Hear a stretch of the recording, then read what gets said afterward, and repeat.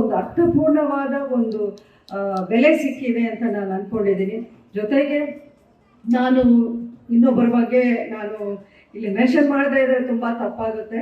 ನಮ್ಮ ಬೇಲೂರು ಸೋಮಶೇಖರ್ ಎಷ್ಟು ಅಚ್ಚುಕಟ್ಟಾಗಿ ಈ ಒಂದು ಪ್ರೋಗ್ರಾಮ್ನ ಆಯೋಜಿಸಿ ಎಷ್ಟೋ ಶ್ರಮ ವಹಿಸಿ, ಆಮೇಲೆ ಅಖಿಲ ಕರ್ನಾಟಕ ಅಂಬರೀಷ್ ಅಭಿಮಾನಿಗಳ ಸಂಘದ ವತಿಯಿಂದ ಅಷ್ಟು ಜನ ಸ್ಟೂಡೆಂಟ್ಸ್ಗೆ ಅವರು ಸನ್ಮಾನ ಮಾಡಿ ನಮ್ಮ ಈ ಒಂದು ಕಾರ್ಯಕ್ರಮಕ್ಕೆ ಇನ್ನಷ್ಟು ಹೆಚ್ಚಿನ ಒಂದು ವೇಟ್ನ ಕೊಟ್ಟು ಅವರು ಎಲ್ಲ ರೀತಿಯ ಸಹಕಾರವನ್ನು ಕೊಟ್ಕೊಂಡು ಬಂದಿರೋದು ನಿಜಕ್ಕೂ ನನಗೆ ತುಂಬ ಹೆಮ್ಮೆ ಅನಿಸ್ತಾ ಇದೆ. ಬೇಲೂರು ಸೋಮಶೇಖರ್ನ ನಾನು ಇವತ್ತಿಂದ ಅಲ್ಲ ನೋಡ್ತಾ ಇರೋದು, ಒಂದು 25 ವರ್ಷಗಳ ಇಂದ ನಾನು ನೋಡ್ತಾ ಇದ್ದೀನಿ. ಆವಾಗ ಇನ್ನು ಸಣ್ಣ ಹುಡುಗನೇ ಬೇಲೂರು ಸೋಮ ಆಗಲೇ ನಾನು ಮೊದಲಿಂದ ಅಬ್ಸರ್ವ್ ಮಾಡ್ಕೊಂಡು ಬಂದೆ. ಎಷ್ಟೋ ಸಿನ್ಸಿಯಾರಿಟಿಯಿಂದ, ಪ್ರಾಮಾಣಿಕತೆಯಿಂದ ಅಂಬರೀಷ್ ಅಂದರೆ ಅಷ್ಟೊಂದು ಪ್ರೀತಿ, ಅಷ್ಟೊಂದು ನಿಷ್ಠೆಯಿಂದ ಅವ್ರ ಜೊತೆಯಲ್ಲಿ ಅಷ್ಟು ವರ್ಷಗಳನ್ನು ಸೋಮಶೇಖರ್ ಇದ್ದ. ಈಗ ನಾನು ಅಂಬರೀಷ್ ಅವರ ನಿಧನದ ನಂತರ ನನ್ನ ಜೊತೆಯಲ್ಲಿ ಅಷ್ಟೇ ಒಬ್ಬ ತಮ್ಮನಾಗಿಯೋ ಒಬ್ಬ ಮಗನಾಗಿಯೋ ನನ್ನ ಜೊತೆಲೇ ಇರೋದು ನೋಡಿದ್ರೆ ನಿಜವಾಗ್ಲೂ ಹೆಮ್ಮೆ ಅನಿಸುತ್ತೆ.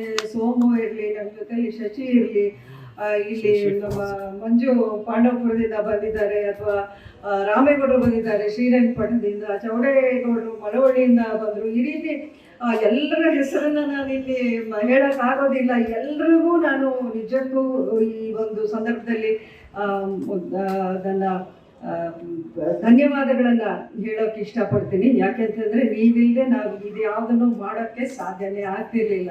ನಿಮ್ಮ ಈ ಅಭಿಮಾನ, ನಿಮ್ಮ ಈ ಸಹಕಾರ ಎಂದೆಂದಿಗೂ ಇರಲಿ ಅಂತ ನಾನು ಈ ಒಂದು ವೇದಿಕೆಯ ಮೂಲಕ ನಿಮ್ಮನ್ನು ನಾನು ಕೇಳ್ಕೊತಾ ಇದ್ದೀನಿ. ಇದೇ ಆಶೀರ್ವಾದ ಮುಂದಕ್ಕೂ ಇರಲಿ ಅನ್ನೋದು ನನ್ನ ಆಸೆ. ಅಂಬರೀಷ್ ಅವರು ಒಂದು ಮಾತು ಹೇಳೋರು, ಅಧಿಕಾರ ಯಾವತ್ತೂ ಶಾಶ್ವತ ಅಲ್ಲ, ಪ್ರೀತಿ ಒಂದೇ ಶಾಶ್ವತ ಅಲ್ಲ. ಇವತ್ತಿಗೆ ಇನ್ನೊಂದು 4-5 ದಿನಕ್ಕೆ ನಾನೇ MP, ಮುಂದಕ್ಕೆ ಇನ್ಯಾರೋ ಗೆದ್ದು ಬರ್ತಾರೆ, ಆವಾಗ ನಾನು ಸಂಸದೆಯಾಗಿರಲ್ಲ ಸದ್ಯಕ್ಕೆ. ಆದರೆ ಈ ಜಿಲ್ಲೆ ಸೊಸೆಯಾಗಿ ಎಂದೆಂದಿಗೂ ಆ ಒಂದು ಅಧಿಕಾರನ ಯಾರು ನನ್ನಿಂದ ಕಟ್ಕೊಳ್ಳೋ ಆಗೋದಿಲ್ಲ. ನನ್ನ ಕೈಲಾದಷ್ಟು ನಾನು ಅಂಬರೀಷ್ ಅವರ ಪತ್ನಿಯಾಗಿ, ಈ ಜಿಲ್ಲೆಯ ಸೊಸೆಯಾಗಿ ಏನು ಮಾಡಬಹುದು ಅದನ್ನೆಲ್ಲ ನಾನು ಈ ಜಿಲ್ಲೆಯ ಪರವಾಗಿ ನಿಂತ್ಕೊಂಡು ಮಾಡ್ತೀನಿ ಅನ್ನೋವಂಥ ಭರವಸೆನೇ ಈ ಒಂದು ದಿನ ನಿಮಗೆ ನಾನು ಕೊಡೋಕೆ ಇಷ್ಟಪಡ್ತೀನಿ. ನನ್ನ ಉದ್ದೇಶ ರಾಜಕಾರಣಕ್ಕೆ ಬಂದಿದ್ದು, ನಾನು ರಾಜಕಾರಣದಲ್ಲಿ ಏನೇನೋ ಆಗ್ಬಿಡ್ಬೇಕು ಅನ್ನೋ ಒಂದು ಆಸೆ ಇಟ್ಕೊಂಡು ನಾನು ಬಂದವಳಲ್ಲ. ಜನರ ಜೊತೆಯಲ್ಲಿರಬೇಕು, ಅಂಬರೀಷ್ ಅವರನ್ನು ಪ್ರೀತಿಸಿ ಇಷ್ಟೊಂದು ವರ್ಷಗಳು ಅವ್ರಿಗೆ ಆಶೀರ್ವಾದ ಮಾಡಿದಂಥ ಜನಕ್ಕೆ ನಾನು ನನ್ನ ಕೈಲಾದ ಏನಾದರೂ ಮಾಡಬೇಕು ಅನ್ನೋ ಒಂದೇ ಒಂದು ಉದ್ದೇಶ ಅವತ್ತಿತ್ತು.